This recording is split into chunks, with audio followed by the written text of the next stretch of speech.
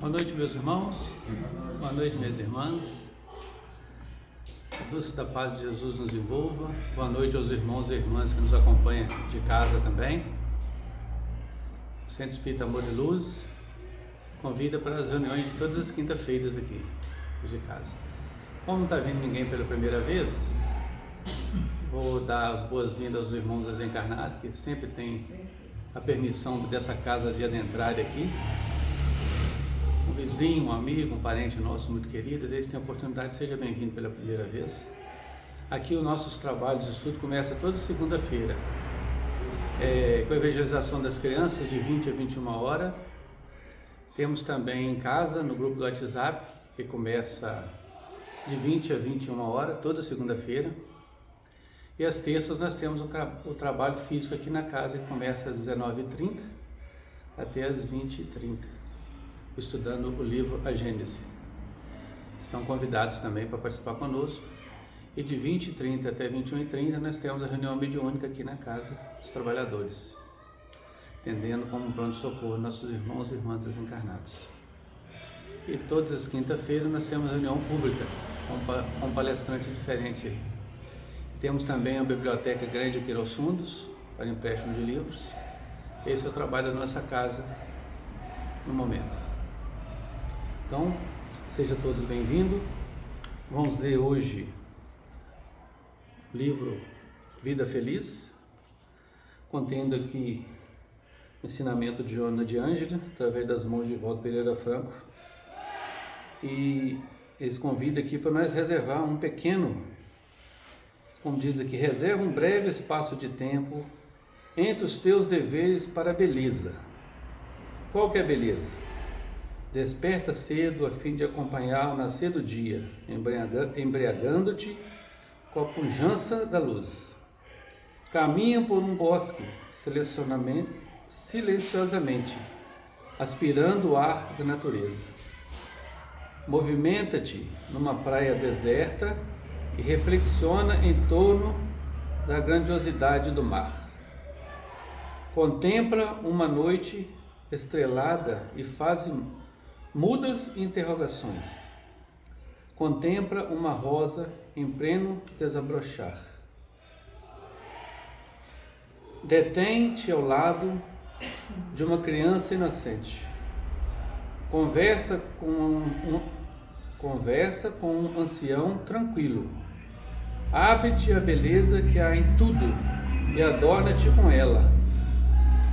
Então fica aí, reservar pequeno espaço de tempo para a gente poder fazer essas coisinhas, que vai ser de grande valia para nós.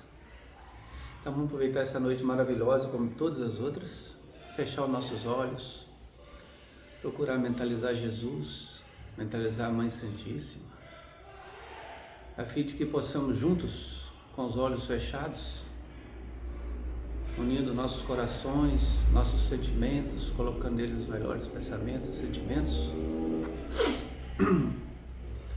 para agradecer hoje.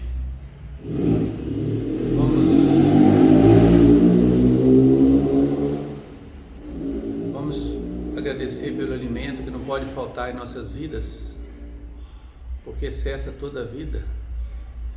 Esse alimento que Deus nos dá, sem pegar fila, em qualquer lugar que estejamos, recebemos esse alimento, que é o ar que respiramos. Obrigado, Pai, Criador de tudo e de todas as coisas, pelo ar que respiramos, pela vida que nos destes. Obrigado, Pai, pela saúde do corpo físico, mental e espiritual. Obrigado por estarmos aqui, gozando da saúde mental, porque podemos estar fazendo essa oração. Obrigado, Pai, pelo pão material. Obrigado pelo pão espiritual que vamos receber hoje através da nossa irmã Marion. Que as bênçãos do Senhor Jesus, governador planetário, possa derramar sobre todos nós, nossos familiares, amigos e vizinhos, para que possamos, Senhor Jesus, sentir essas bênçãos de hoje, agradecendo também os trabalhadores da vossa seara, os trabalhadores do Centro Espírita Amor e Luz, agradecer pelo trabalho, pelo amparo, pela força que nos dá, agradecer pela Mãe da Humanidade, a nossa Mãe, Maria de Nazaré. Com essas bênçãos derramadas, vamos dar por início os trabalhos da noite, a palestra da nossa irmã. Que Deus nos abençoe, nos ampare e nos proteja. Assim seja. Então, com muita amorosidade, com muito carinho, vamos recebendo a nossa irmã Marion. O tema hoje é Alegrai-vos, regozijai-vos. Você é da Casa Espírita Amor e Luz ou Centro Espírita Amor e Luz? Centro Espírita, é casa? Pois sim, é casa. É igual a nossa aqui, né? Centro Espírita Amor ao Próximo. Seja bem-vinda também. A palavra é vossa. Tem a água aqui, tá? Pode fazer uso dela. Mais palavras. Então vamos lá. Boa noite. E mais uma vez, obrigada aí pelo convite, pela confiança, né, depositada em nós. Então, esse tema, né, regozijai-vos ou alegrai-vos sempre, é uma frase de Paulo na primeira carta aos Tessalonicenses, no capítulo 5, né? E ao final da palestra, eu vou explicar melhor o porquê dessa frase, né? Que Paulo fala aos Tessalonicenses. E aí lembrando que cada carta que Paulo escreveu, né? E algumas foram duplas, né? Aos Tessalonicenses, por exemplo, foram 2 cartas. Aos Coríntios foram 3, uma se perdeu. Efésios, aos Romanos, aos Hebreus, né? E a gente percebe, os grandes teólogos, né? Os grandes estudiosos, e vão compartilhando suas pesquisas e a gente toma conhecimento que cada povo do mundo antigo, aos quais o Paulo ia escrevendo as suas cartas, tinham dificuldades diferentes, né? Então, em cada uma dessas dificuldades, a gente percebe que são representações da humanidade ao longo de toda a nossa história terrena, né? Porque elas são muito atuais e a gente vai ver isso daqui também. Então, essa palestra ela foi baseada em uma mensagem de Emmanuel que tem esse mesmo título, regozijai-vos sempre, né? Que é uma frase de Paulo aos Tessalonicenses. Aí o Emmanuel vai discorrer sobre isso do ponto de vista dele e a gente, né, humildemente vai tentar dar alguma interpretação aí, porque quem somos nós para interpretar qualquer coisa de Emmanuel, né? A gente imagina assim, eu imagino às vezes assim, quando eu estiver no mundo espiritual e aí que eles vão fazendo ali, então quando você deu a palestra tal, olha ali como é que foi. Eu fico olhando, meu Deus do céu, né? Como é que eu era infantil, como é que eu era tão acanhada a minha percepção e como é que tem bastante coisas, né? Principalmente se a gente lá tiver a oportunidade de assistir palestras sobre esses temas, né? Mas a gente está aí se esforçando. Então vamos ver o que Emmanuel diz pra gente. O texto evangélico não nos exorta ao júbilo, quer dizer, à alegria, né? Somente nos dias em que nos sintamos pessoalmente felizes. Assevera com simplicidade, regozijai-vos sempre, ou seja, alegrai-vos sempre, na alegria, na tristeza, nas dificuldades ou não. Nada existe no mundo que não possa transformar-se em respeitável motivo de trabalho, alegria e santificação. E a própria natureza, cada dia, exibe expressivos ensinamentos nesse particular. Depois da tempestade, que arranca raízes, muitas árvores, destrói ninhos e enlameia estradas, a sementeira reaparece. O tronco deita ramos de videiras novas, as aves refazem os lares suspensos e o caminho se coroa de sol. Realmente é muito bonito, né? A pessoa que gosta de jardinagem sempre fala assim, depois que cai aquela chuva, as plantas, as flores ficam bonitas, né?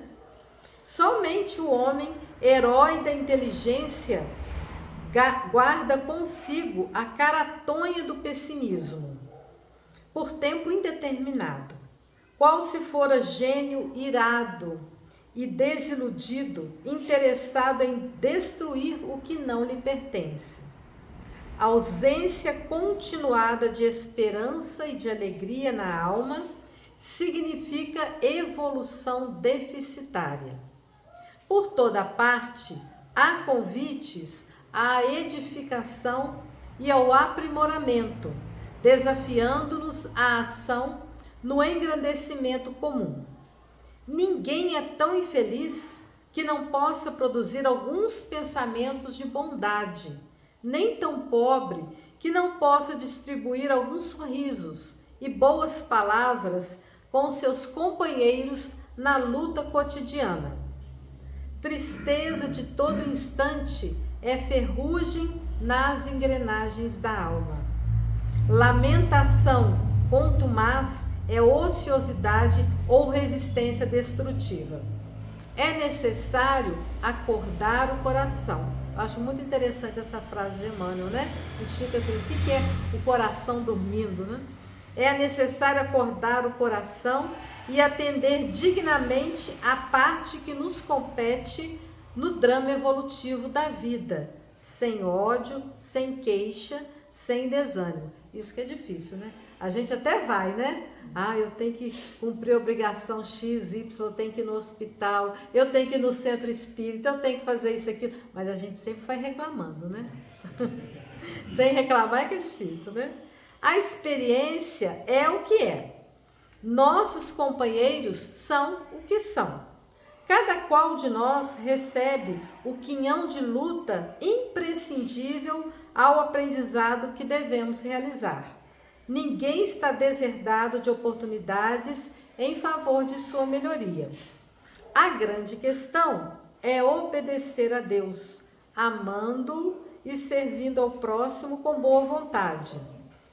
Quem solucionou semelhante problema dentro de si mesmo, sabe que todas as criaturas e situações da vida são mensagens vivas em que podemos recolher as bênçãos do amor e da sabedoria, se aceitarmos a lição que o Senhor nos oferece.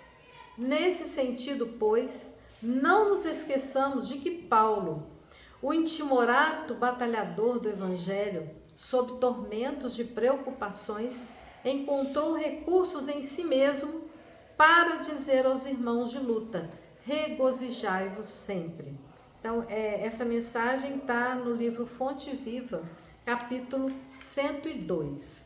Então, o que eu fiz? Eu pensei, né, algumas ideias que eu achei que seriam as ideias centrais, né, de cada parágrafo, para que a gente possa, né, desenvolver aqui. Então, a primeira coisa é o título, né, que é uma das frases que Paulo vai dizer aos Tessalonicenses, né, regozijai-vos. Então, esse regozijai-vos do Paulo não significa, como se tem uma expressão muito popular aqui, né, no nosso país, né, ficar igual bobo alegre, né? Não é a gente estar alegre sem noção, como dizem os jovens, né? Ou alegres apenas porque aconteceu tal fato bom que nós achamos que seja bom para nós, né? Porque a gente recebeu o salário naquele dia, porque a gente está feliz, porque a gente está de férias, né? Ele diz, regozijai-vos sempre. Então, no sentido do orar, do dar graças, né? Do estar sempre em sintonia com a divindade, né? Então, é alegria pelo Evangelho. Né? Não é uma alegria qualquer, é alegria pelo Evangelho. Imaginem vocês se a gente até hoje, né, na história do nosso planeta, ainda não tivéssemos a oportunidade de conhecer o Evangelho de Jesus. A gente sabe que as autoridades, não só do nosso país, mas do nosso planeta, procuram não mostrar, né, de uma maneira ostensiva os números dos suicídios que estão aumentando cada vez mais e cada vez mais a idade, né, está baixando, os suicídios de crianças. Eu não sei os dados em nosso país, mas eu sei que fora do Brasil o suicídio de criança está sendo alarmante, né? Estão sendo dados alarmantes que estão acontecendo, né? Muito também em função da famosa internet, que é algo neutro, né? A internet. O problema é que a gente não sabe usar, porque na internet se publica e está ali para o mundo inteiro, né? Até para quem não fala português, tem a tradução automática, a pessoa sabe o que é. Então, muitos responsáveis, né, pelas nossas crianças já colocam esses dispositivos de uma maneira irrestrita para que as crianças usem, né? Eu sei porque eu sou professora, eu estava comentando aqui há pouco, né, antes da palestra, há 40 anos que eu sou professora, então ao longo desses anos a gente percebe que as gerações vão se modificando. É natural, isso é natural, né? Mas de um tempo para cá, nós percebemos um número crescente de crianças e de jovens que estão totalmente distraídos, né? Mesmo que eles estejam fazendo uma aula que eles gostem, né? No meu caso, sou professora de música, né? Mesmo que seja uma opção da criança, porque hoje em dia dificilmente os pais conseguem obrigar uma criança a ter uma aula de música se ela não quer, né? No passado isso ainda era comum, hoje em dia não. Mas a gente percebe as crianças muito alheias, muito cansadas, né? E a gente percebe que, de um modo geral, os responsáveis, os familiares, não estão tão presentes na vida dessas crianças, né? Infelizmente. Então, o nosso Emmanuel, ele diz pra gente o seguinte, que devemos transformar qualquer situação, quer dizer, ele não fala a maioria ou algumas, qualquer situação, através do trabalho, da alegria e da santificação. Então, o trabalho, de acordo com o Livro dos Espíritos, é qualquer ocupação útil, né? E um meio também de a gente aperfeiçoar a nossa inteligência. Então, de acordo com o Livro dos Espíritos, o trabalho nesse sentido, ele também é uma expiação, porque nós somos obrigados a trabalhar, e aqui eu não estou dizendo apenas o trabalho remunerado, né? Financeiramente, mas qualquer trabalho, né? Ele vai ser um meio de expiação para aprimorarmos a nossa inteligência, porque nós sabemos, pelo menos na condição que a gente ainda está de evolução, de um modo geral, a gente tem a tendência a se acomodar, né? A gente tem a tendência à ociosidade. E o que fez a gente desenvolver a nossa inteligência ao longo aí da história da humanidade? A gente buscar condições cada vez melhores, né? O homem teve que descobrir o fogo, né? Teve que aprender a fazer ferramentas de caça, de pesca para poder sobreviver, teve que caçar animais e, além de consumir a carne desses animais, também usar a pele para se proteger do frio, da chuva, etc., né? Buscar os primeiros protótipos do que seriam as casas no futuro. Então, a partir daí, a gente vai desenvolvendo a nossa inteligência para que cada vez nós possamos, a raça, né, humana possa sobreviver. E com esse desenvolvimento da inteligência, a gente vai tendo cada vez mais tempo ocioso, né? Hoje em dia, a maioria das pessoas tem a possibilidade, nem que seja de comprar na prestação uma máquina de lavar, por exemplo, né? Ou outros utensílios que facilitam a nossa vida e nos deixam tempo para que a gente possa se dedicar a outras coisas, que no passado era muito mais difícil de fazer, né? O problema é que a gente não está usando muito bem o nosso tempo, né? É muito comum, eu acho muito engraçado. Eu sou professora, né? Mas eu também dou aula particular, e tanto na escola quanto no meu trabalho particular, eu tenho alunos assim que variam dos 7, 8 anos até os 82 anos. Eu tenho um aluno de 82 anos, né? E ele diz assim, eu não vou parar de estudar não, porque eu estou desenvolvendo o hemisfério esquerdo e direito, eu não quero ter demência. Ele vai, uma pessoa assim bem disposta mesmo, né? Um exemplo para todos nós. Mas isso daí há um tempo atrás a gente via as pessoas que se aposentavam, por exemplo, e tinham mais tempo livre, né? E iam usar bem esse tempo. Hoje em dia, a maioria das pessoas que a gente vê que estão se aposentando, fala, nossa, eu não tenho tempo para nada, eu achei que eu ia aposentar e eu não tenho tempo para nada. E muitas vezes, quando a gente vai observar, o tempo está sendo mal usado, né? Que a pessoa fala que não tem tempo para nada, mas ela se dedica a algumas atividades, pela internet ou não, que são atividades que a gente vai ver que não vai levar a lugar nenhum, né?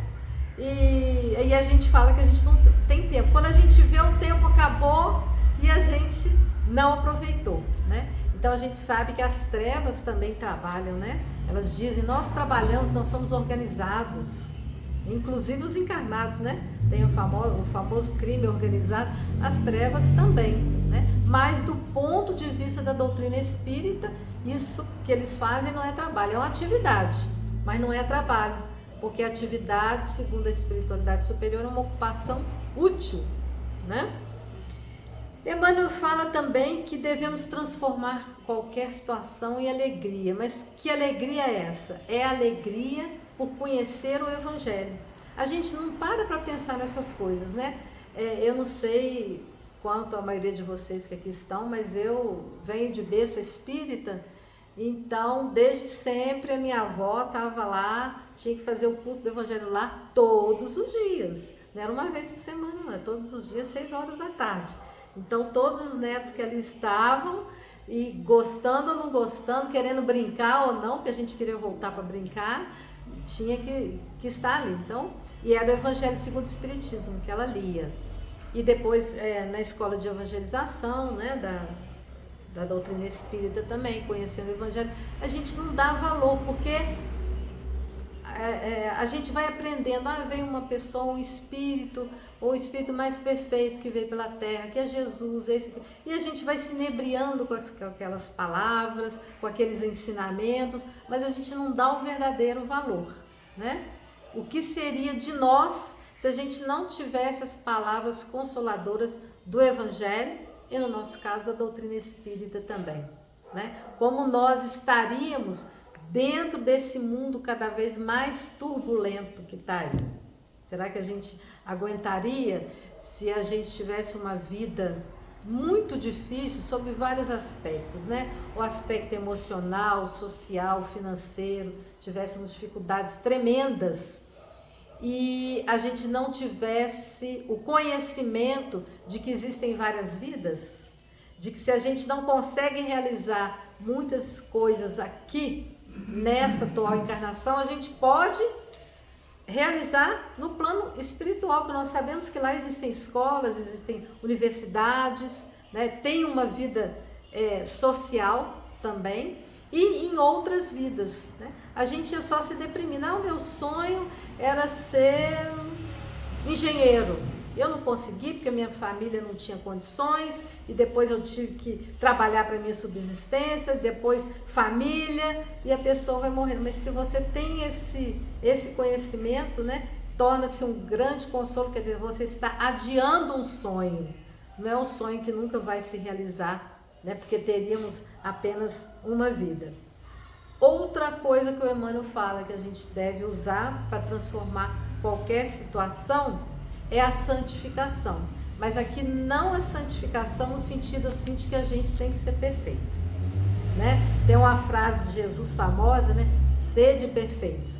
Quando a gente vai, não sei vocês, quando eu vou ler o Evangelho, que eu abro a casa, cai ali sede perfeito, eu falo, meu Deus, né? A gente não se encaixa ali, né? Como assim, né? A gente se conhece, né? A gente se olha no espelho, mesmo contra a vontade, né? E a gente vai ver, nossa, não perdoei, não tolerei, não isso, não aquilo, né? A gente fica assim, quando que eu vou alcançar isso? Então, essa santificação que o Emmanuel fala é o crescimento espiritual. Então, o crescimento espiritual que vai estar de acordo com cada um de nós. A gente não somos seres únicos no universo, não apenas no planeta, né? Cada um de nós somos espíritos únicos. Tanto é que Jesus dizia, conheço as minhas ovelhas, cada uma de minhas ovelhas pelo nome. né? E não é o nome da atual encarnação, né? É a identidade daquele espírito específico, né? A gente não é diferente de qualquer espírito do universo, somos únicos. Então, o nosso crescimento vai ser diferenciado, né? A gente tem que ter um equilíbrio muito bom para que a gente entenda e busque esse crescimento espiritual e, ao mesmo tempo, a gente não se martirize, que é muito comum espírita, as atuais gerações acho que não, mas as gerações mais antigas, né, como a minha, por exemplo, a gente fala assim, nossa senhora, eu não sou merecedor disso, eu sou muito imperfeito, então a gente fica se autodepreciando e quando a gente vê, a gente fica um pouco deprimido, né?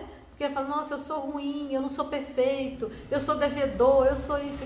Então a gente tem que buscar o equilíbrio para que a gente não fica deprimido por estar sempre se apontando dedos para si próprio, né? No sentido de que não somos perfeitos ainda, e também não nos acomodarmos, né? A gente tem que estar naquele equilíbrio de se respeitar, que a gente tem que respeitar, né? Quando Jesus disse, perdoai 70 vezes 7, ele estava dizendo isso ao espírito imortal e não à atual encarnação, né? Porque existem situações, a gente sabe, que é difícil de conseguir o perdão instantâneo, né? O perdão instantâneo foi o que Jesus teve, né? Principalmente no dia da crucificação, né? Eu acho que ele nem chegou a ser ofendido, ele chorava por pena de todos nós, de ver o tanto que a gente ainda deveria evoluir, né? O pastor chorando pelas suas ovelhas, ele não se ofende como a gente.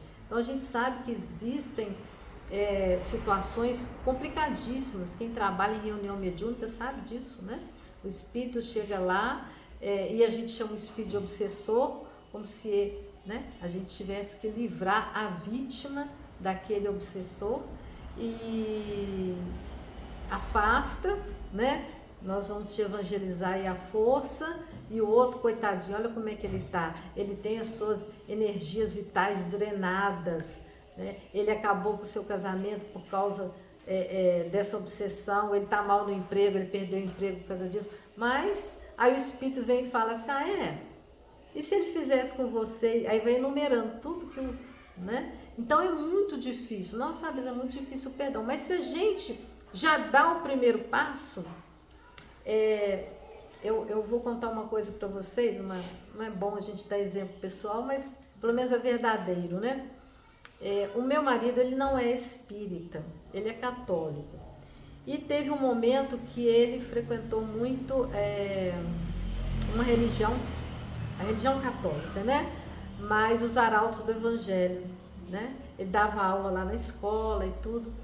E sempre tinham lá as festas de fim de ano, festa do Dia das Mães, e eu nunca ia, né? Até que teve uma lá do fim do ano, ele falou, nossa, você nunca vai, você nunca me acompanha. Eu falei, então tá, vou no final desse ano, dessa festa, tipo assim, para me desincumbir, né? Mas ele também nunca veio aqui, né? Ele também nunca veio. Bom, aí eu fui na festa e tudo, e teve uma missa, não sei se a missa foi celebrada antes ou depois, isso eu não lembro não, mas enfim, né? Teve uma celebração lá e eu, né, estava lá cheia de preconceitos, né? Porque a gente acha que a gente é espírita, então que a gente sabe mais, que o véu foi retirado para a gente ver que a gente é melhor que os outros, a gente é cheia de, né? Isso é o ser humano, né? Então estava lá cheia de preconceitos, sentada lá nos bancos. E é uma celebração diferente, né, das outras celebrações. Tem várias partes lá que são um pouco diferentes. E eu, embora estivesse em silêncio verbal, mentalmente, eu estava pensando, né? Ali eu falo assim, meu Deus do céu, mas para que tanta coisa assim? Para que tanta coisa assada? Para que ostentação? Estava criticando mentalmente, né? Para que precisa de usar isso? Para que precisa de usar aquilo? Porque eles usam uma indumentária semelhante a um cavaleiro medieval, né? Bem semelhante assim. Para mim foi um pouco assim assustador, né? E aí eu, né, mentalmente criticando, né? para que precisa disso, aquilo? Aí veio e soprou, né, alguém na minha, né? Mas agora eles já não fazem isso assim que eles faziam no passado, né? Às vezes a gente critica uma pessoa porque ela odeia outra pessoa, briga como cão e gato, né? Mas às vezes aquilo ali já é uma evolução, porque no passado não ia brigar só como cão e gato, ia matar um ao outro, né? Então a gente não tem a visão, né, do todo, e a gente acha que a gente detém conhecimento e nem sempre é assim. Então essa alegria pelo Evangelho, por conhecer o Evangelho, é pouco cultivado por nós, né? A gente acha que o Evangelho já veio, já está aí, beleza, Jesus batalhou por isso, Ele nos ama, e não, a gente tem que ter alegria só por conhecer o Evangelho. É difícil da gente parar para reflexionar sobre isso, né? Outra coisa que o Emmanuel fala, né, e ele sublinha isso não apenas nessa mensagem, mas em outras, como outros espíritos superiores, a questão do pessimismo. Normalmente nos dias atuais, quem fala de esperança é tido como uma pessoa ultrapassada, né? Retrógrada. Que esperança? Como assim? O mundo nunca esteve tão agressivo como hoje. A gente não sabe, né? Porque não tinha um celular para a gente estar fotografando isso aí há 100 anos atrás, há 1000 anos atrás, né? Se a gente tivesse a oportunidade de viajar no tempo, né, e ver o que acontecia há 100, 1000, 2000 anos atrás, a gente achar que essa violência aqui, apesar de a gente ver muita crueldade, mas é porque essa crueldade, ela é repetida, ela é mostrada, né? Cada vez que uma pessoa comete um assassinato com requintes de crueldade contra as pessoas, todos os canais, né, vão mostrando isso repetidamente. Aí você muda de canal, tá a mesma coisa. Você vai nas redes sociais, todo mundo fala só daquilo, e todo mundo criticando A, B, C, né? E vira uma bola de neve, porque nós temos não é uma simpatia, mas nós temos um fascínio pelo mal, né? É uma palavra assim um pouco forte, né? Mas nós ainda temos um fascínio pelo mal. Tanto é que quando acontece algo trágico, enquanto a gente não sabe os detalhes, a gente não descansa, né? A gente fala assim, não, eu vou saber os detalhes, mas que eu vou orar para aquela pessoa. Não, mas a gente está morrendo de curiosidade de saber como é que foi, né? Mas pelo grau de avanço moral que a gente ainda está, né? Eu moro no bairro Mariano Procópio, então na rua Mariano Procópio ali, né? Então volta e meia tem acidente, né? Pessoa que se joga ali na frente do trem, tudo. E como eu moro ali perto, às vezes eu estou passando ali no momento, né? A gente vê a vítima tá ali, às vezes não deu tempo de chegar, ou o bombeiro, ou o SAMU, seja o que for.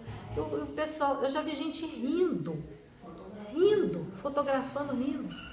Uma coisa assim, como assim, né? Então é esse fascínio que a gente tem pela tragédia, né? A gente não tem ainda o fascínio pelo belo, né? A gente tem também, né? Vem um espírito superior aqui, só com a energia dele não fala nada, né? A gente já fica ali subjugado de amor. Mas se aparece o que é o mal também, a gente vai, né, mais pela curiosidade do que realmente para ajudar. Então o pessimismo, que é o inimigo da esperança, tem que ser muito combatido, né? Porque parece que é uma coisa assim infantil, né, aos olhos das outras pessoas que se consideram muito intelectuais, muito cultas, né? Mas elas acham que o pessimismo é uma coisa que é natural, né? É o reflexo do mundo do que a gente vive. Se a gente diz que tem esperança, elas dizem assim, então você é uma pessoa ignorante, né? Você não lê, você não está atualizado, você não está vendo o que está acontecendo. Como assim esperança? E eu fui buscar No Leon Denis, né, um grande espírita, ele diz acerca do pensamento, porque o pessimismo ele vai sendo alimentado pelos pensamentos pessimistas. E a cada vez que a gente emite um pensamento pessimista, a gente não precisa verbalizar. A gente vai sintonizando com todos os pessimistas. E aí o Leon Denis diz o seguinte sobre o pensamento. O pensamento é criador e nós achamos que não, né? A gente acha que criar é só quando a gente arregaça as mangas, põe mão na massa e a gente vai construir uma casa, ou a gente vai lavar a área da nossa casa, quer dizer, tem que ser uma coisa material, né? Mas não, o pensamento também ele cria. Assim como o pensamento de Deus projeta sem cessar os germes dos seres e dos mundos, assim também o pensamento do escritor, do orador, do poeta, do artista, faz brotar incessante fluxo de ideias, para o bem ou para o mal, segundo a sua natureza, a multidão humana.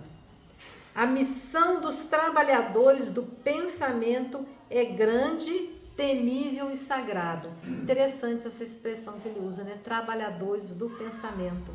Então ele chama aqui de trabalhadores do pensamento o escritor, o orador, o poeta, o artista. Hoje em dia nós poderíamos atualizar isso aqui, né?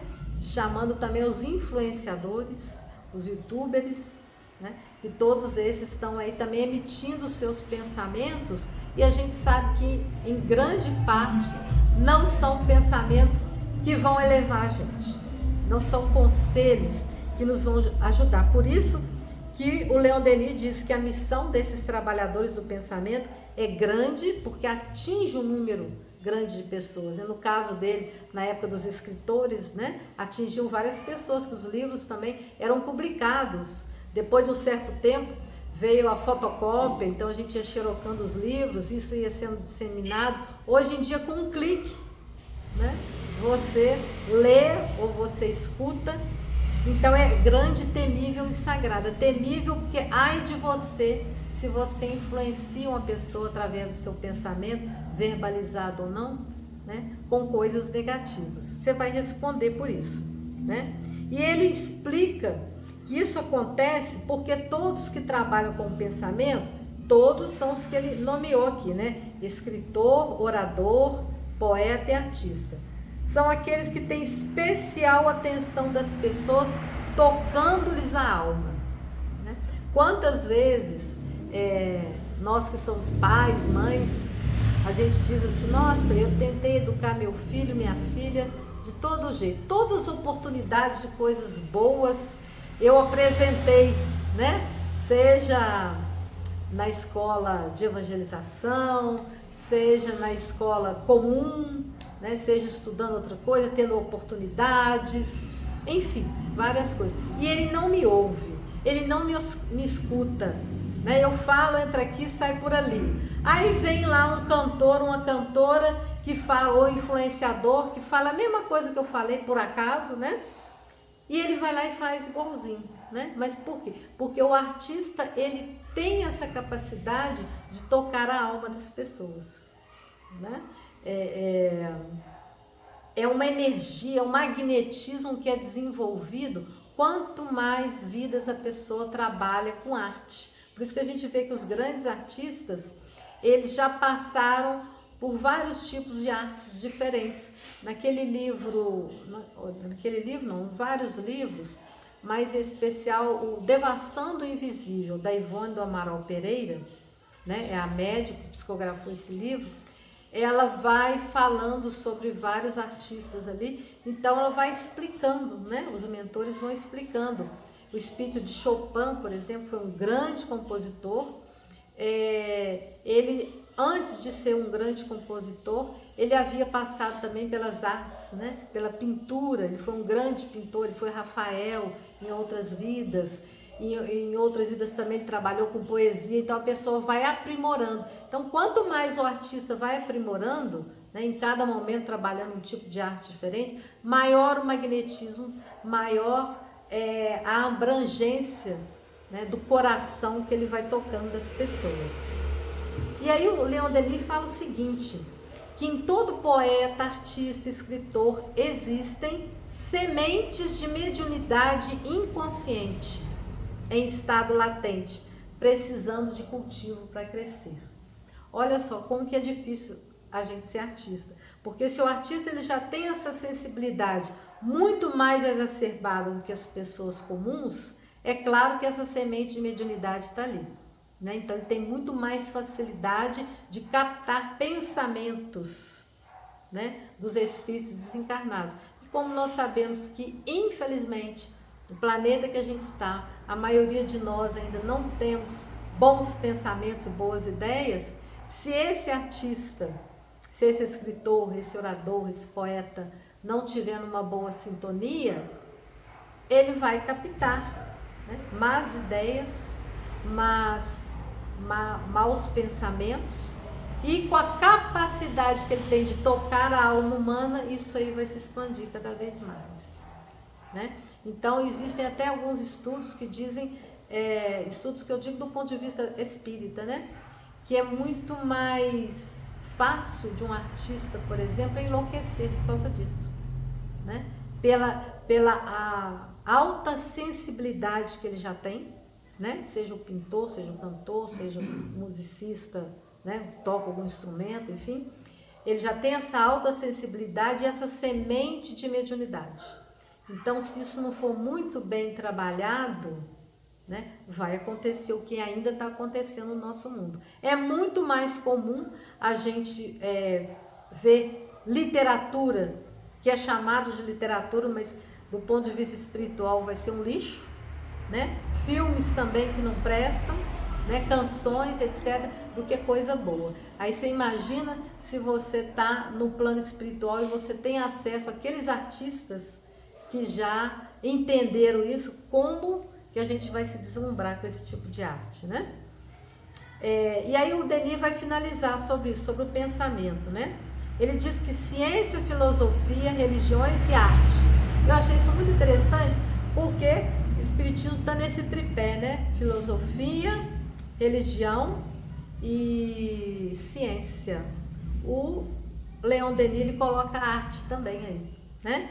Isso tudo será promovido pelo espiritismo, segundo Denis, porque através da terceira revelação, esses domínios, que domínios? A ciência, a filosofia, a religião e a arte podem receber luzes para revigorar teorias, metodologias, estudar o conhecimento ao admitir a outra dimensão da vida. Imagina esses grandes artistas que nós temos no nosso mundo, né? Artistas que já estão lapidados há muitas vidas, se eles promovessem essa questão, né, da dimensão da vida espiritual, né? O número grande de pessoas que eles iam abranger, né? Se utilizando do intercâmbio com o mundo espiritual, receber fontes inesgotáveis de inspiração e emoção. Por isso que André Luiz, em uma de suas obras, eu não sei se é Nosso Lar, se é o segundo livro, que tem um capítulo lá que está assim, Cecília ao órgão, né? Uma moça lá que toca órgão. Então ele coloca no livro lá que não tem palavras para descrever a emoção que todos sentiram lá, porque é uma artista consumada e transmitindo arte de alto nível com todos esses elementos aí superiores. Bom, voltando ao Emmanuel, outra coisa que eu sublinhei que ele diz no texto, né? Que convites à edificação nos cercam. Porque a gente está sempre assim, né? Ao invés da gente estar se regozijando sempre, né? Alegrando sempre, a gente está sempre para baixo, né? E ele fala, não, sempre tem convites à edificação. E aí eu achei legal trazer para vocês o exemplo daquele ator americano, Keanu Reeves, muito famoso, né? O famoso ator aí do filme Matrix, que apesar de ter muitos anos esse filme, mas ainda é um filme muito importante, né? Esse ator ele tem uma fortuna estimada em 360 milhões de dólares, né? E ele sofreu vários golpes na vida, né? Ele tinha uma irmã a quem ele tinha uma ligação muito forte desde a infância. E essa irmã cedo, né, ela vem a desencarnar vítima de câncer. Ele havia se casado, né, no início da carreira dele com uma outra atriz também, não tão conhecida, mas eles estavam juntos. Essa moça engravida, né, e ele já tem a notícia de que o bebê era uma menina. Então, antes de que a menina nascesse, ele se desentende, né, com a companheira, se separam e a companheira sofre um acidente, morre, né, desencarna a mãe e a filha. Então, foram duas coisas muito traumáticas na vida dele, que ele, pelo que a gente entende, até hoje ele não conseguiu ainda superar. Ele levou a vida dele adiante, mas não conseguiu superar. Então, o que ele fez? Ele fez o que o Emmanuel falou pra gente, né? Que tristeza a todo instante é ferrugem nas engrenagens da alma. Ele não deixou que a tristeza corroesse. Imagina com uma fortuna dessa, ele ia pensar assim, bom, do ponto de vista material, mesmo que eu não faça mais filme nenhum, né? Eu já tô bem aí, né? E aí ia começar a fazer o que a maioria deles fazem, né? Que é consumir muita droga, muita bebida alcoólica, até chegar ao ponto que a pessoa fica totalmente desnorteada, sem sentido nenhum na vida. E o que ele faz? Ele vai sempre, né, contribuir para hospitais e pesquisas relacionadas ao câncer, mas sempre de maneira discreta. Só que os paparazzi, a imprensa sempre descobre, porque eles vivem da fofoca da vida alheia, né? E a vida alheia é a vida das celebridades, senão não vende. É isso aí que vende, né? Então, por mais que ele seja discreto, e algumas vezes ele sempre é visto, né? Tem algumas pessoas que filmam, fotografam, ele no metrô. É uma pessoa assim que, apesar de ter condições de ter uma vida muitíssimo confortável, viver assim, acima de nós mortais, né? Ele não se deslumbrou com a fama, né? Ele procurou vencer o pessimismo, sempre fazendo doações financeiras, né? Porque a gente sabe que a caridade moral é importante, mas a gente sabe que no mundo material onde a gente vive, né? Se não existirem almas como essas que financiam pesquisas em relação à cura do câncer, por exemplo, que é o que ele faz muito, né? Ou ainda que temporariamente, né, resolver a situação da pessoa que está com fome, que a gente fala assim, não dá comida, não, isso aí é vagabundo, não dá prato de comida, não, mas se você estiver passando fome, né, eu vi uma vez um depoimento de uma pessoa que passou pelo Holocausto, né, e foi uma pessoa que foram 6 anos de guerra, né? Logo no início, a família e ele já, né, foram colocados lá em campos de concentração e foram 6 anos de fome. Então ele fala, quando ele veio para o Brasil, ele fala assim, que eu vi as pessoas, nossa, estou morrendo de fome. Mas vocês não sabem o que é fome. Porque a fome mesmo você vira um animal, né? A verdadeira fome você vira um animal. Ele conta coisas indescritíveis lá, né? Então, a gente tem que saber, né, transformar qualquer situação em alegria, trabalho, santificação e buscar o que nos cerca, né, para que a gente possa se elevar, né? É muito difícil, né? A gente só consegue sorrir mesmo, né? Sorrir com os lábios, sorrir com os olhos, com os músculos todos, quando tá tudo bem pra gente, né? É muito difícil a gente sorrir como Chico Xavier sorria, por exemplo, que a gente sabe que ele passou poucas e boas, algumas a gente só foi saber depois do desencarne dele, né? Que ele sempre procurava proteger, não expor as pessoas que muitas vezes abusavam dele, né? Da bondade dele. E a gente sabe também das dores que ele sofria, dores físicas, né? Angina, dentre outras coisas, e ele sempre sorrindo, né? A gente não, né? A gente se fecha tanto dentro da gente que aconteceu uma coisa pequenininha assim, né? Aí a gente já chega, bom dia por quê? Né? Ai, tá tudo bem não, tá tudo bem não, só se tá pra você, né? A gente vai assim, né? Vai dando. Bom, outra coisa que eu adorei né, expressão do Emmanuel, acordar o coração. Eu fiquei, meu Deus do céu, acordar o coração, como assim? Claro que a gente sabe que é uma expressão subjetiva, né? Mas ainda assim, o que ele quis dizer com isso? Então eu cheguei à conclusão que ele está falando do nosso coração em estado letárgico, né? Você sabe que a letargia e a catalepsia, que são duas condições semelhantes, né? A pessoa fica lá parada, né? Às vezes ela está com consciência do que está acontecendo, mas o organismo não tem a vitalidade para responder, para se movimentar, para falar, né? E então o coração adormecido, eu imaginei isso, né? Aquele coração letárgico, o coração insensível. O coração adormecido é o coração insensível, que ainda é, né, o nosso coração. Nosso coração, ele só é sensível em relação aos nossos próprios e aqueles que nós amamos, né? Quando estão outras pessoas com as quais a gente não se relaciona, que a gente não conhece, ou que a gente não gosta, né? Não tenho nada com isso. E isso me levou, quando eu fui vendo sobre isso, eu me lembrei da parábola do semeador. Está no Evangelho de Mateus. Muito conhecida, né? Algumas sementes caíram pelo caminho e os pássaros as comeram.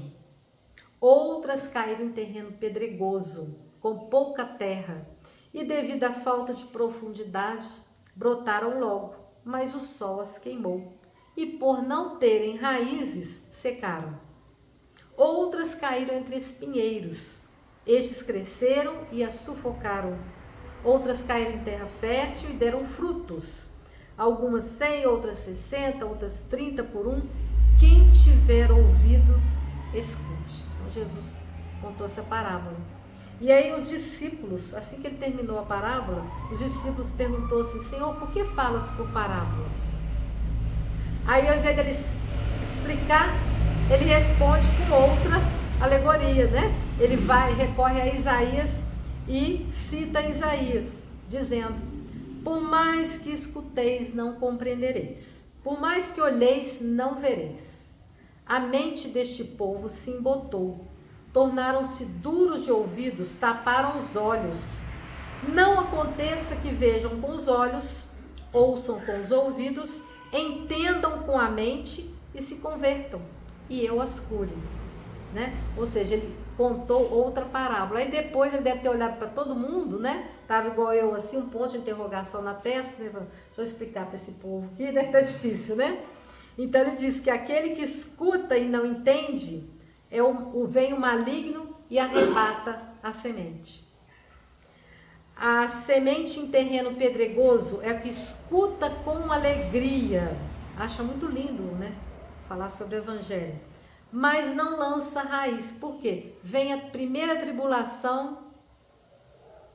Não dou conta. Né? Deixa para outra encarnação. A semente em espinheiro é aquele que escuta, mas as preocupações com o mundo material e a riqueza. Não é nenhum problema, não. Preocupação com a riqueza, né? O sufocam e não dá fruto. E finalmente, o está em terra fértil, é que o escuta, entende e acorda o coração. Jesus não fala acorda o coração, né?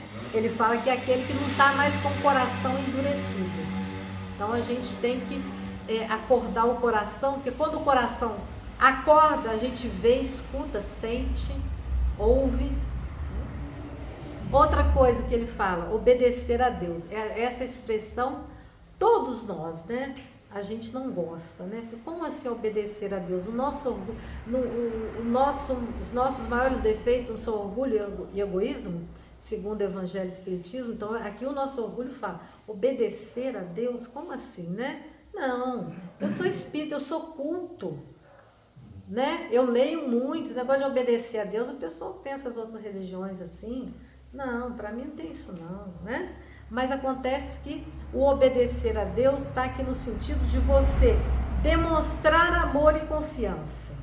Demonstrar amor até a gente demonstra, mas confiança, né? A gente só confia quando está tudo bem. Nossa, Deus atendeu minhas preces. Aí eu confio em Deus, né?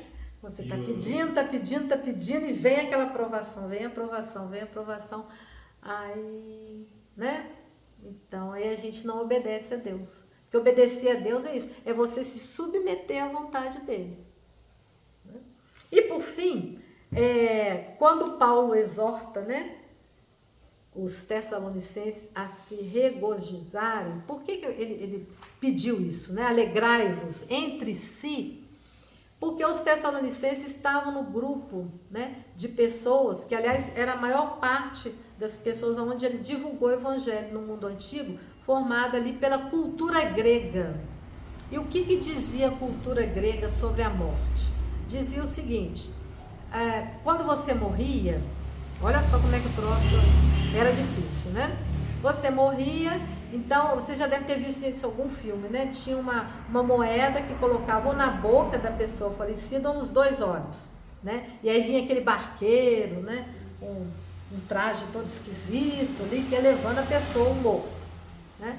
E então isso que acontecia, a pessoa colocava, os familiares, né, a moeda ali na boca do falecido, para que o barqueiro da morte, quando fosse atravessar a pessoa para o reino de Hades, que era o reino dos mortos, né, ele pudesse atravessar. Então ela falecia, depois ela bebia uma água de um rio, e essa água fazia com que a pessoa esquecesse tudo da sua vida, ou seja, ficava um demente, né? Porque ficava um zumbi. Se você bebe uma água e esquece tudo, você perde a sua identidade. Então já era uma coisa assustadora. Depois que você bebe essa água, você dá a moeda lá para o Caronte, o barqueiro, atravessa outro rio, aí você entra no reino de Hades. E o reino de Hades tinha um portão enorme e tinha umas feras lá guardando o portão, só entrava, não saía ninguém. E quando chegava lá, tinha uns juízes terríveis que iam julgar você. Claro que a maioria ficava ali no reino de Hades, que era um reino assim tão sinistro, tão horrível, que isso depois dos séculos vai se transformar no inferno cristão. Quer dizer, uma cultura muito forte, muito forte. Então ele traz para esse povo, principalmente a ideia não, né? O fato de que Jesus aparece para eles, né? Jesus ressuscita, né? Se quiserem usar esse termo, para mostrar que a morte não existe, que ele não ficou preso no reino de Hades, né? Que ele sobreviveu à morte do corpo físico como espírito imortal e em plena harmonia, em plena vida, em plena felicidade, mostrando assim, tem esperança, né? Então regozijem-se pelo evangelho, ainda que você ainda não pratique o evangelho 100%, porque tem esperança para todos nós, né? Então, alegrai-vos sempre, tá? Obrigada aí pela oportunidade.